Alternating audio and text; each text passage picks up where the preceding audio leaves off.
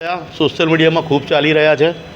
આપણા માનની આદરણીય શહેરના વહીવટદાર પ્રજા માટે નિમાયેલા એવા કમિશનર સાહેબ શ્રી અરુણ મહેશ બાબુ દ્વારા જે ગરબા રમવા અને જે ઉત્સાહ જોયો, પણ એ ઉત્સાહની સાથે અમને ચિંતા પ્રગટ થઈ, કારણ કે કમિશનર સાહેબ એટલા ઉત્સુક હતા જે પ્રમાણે સીટીઓ મારીને ગરબા રમતા હતા। પણ સીટીઓ બી કોની સાથે મારતા હતા, કોની સામે મારતા હતા કે જે ઓલરેડી સીટીની કૌભાંડ કરી ચૂક્યા છે। 30 રૂપિયાની સીટી 3,500 ખરીદી ચૂક્યા છે। એ કૌભાંડકારીઓ સાથે જે ગરબા રમતા હતા ને, એટલે અમારી ભજન મંડળની બહેનો અને જે મારા માટે અમારી માતા સમાન, એમને ચિંતા પ્રગટ થઈ કે સાહેબ વડોદરાના વહીવટદાર છે, ચલો ગરબા રમો ઉત્સાહથી, સીટીઓ મારવાની તે બી જે સીટી કૌભાંડના જે શંકાના ઘેરામાં છે એમની સાથે સીટી મારીને ગરબા રમવાના। એટલે વડોદરાની અંદર ચિંતા પ્રગટ થઈ છે કે સાહેબ આ જ્યારે ચોર સાથે મોર નાચતો થાય તો એ મોર સેફ રહેતો નથી, આ એક કહેવત છે।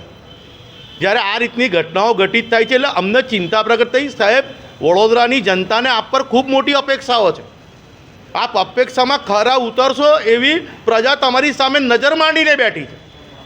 સાહેબ અમે તમને આવ્યા પછી તમે જુઓ, દર 2 દિવસે તમને એક અરજી મળી છે, દર 2 દિવસે કૌભાંડ બહાર આવ્યું છે, એમાં કોઈ જગ્યાએ તપાસ કરવાની દાનત નથી જણાઈ।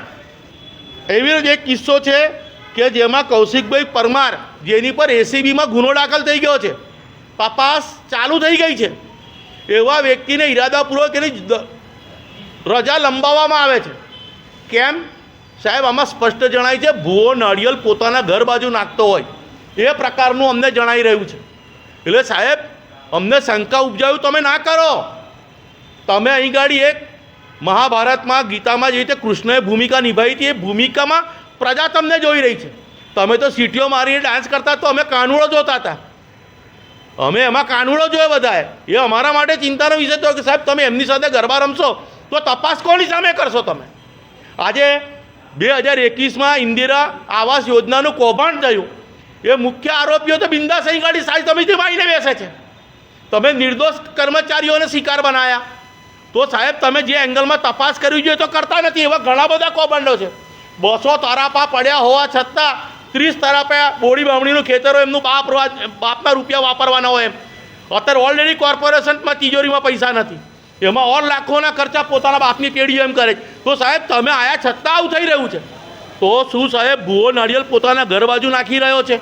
આ પ્રકારની ભાષા વડોદરા સમજી જાય તો અમે આ ચિંતા પ્રગટ માટે સાહેબને સૂચનપત્ર આપવા માટે આજે ચાલુ દિવસ છે, ગુરુવારનો દિવસ છે, તમે આખું સેવા સદન ફરી આવો, એક પણ અધિકારી એને સ્થળ પર નથી।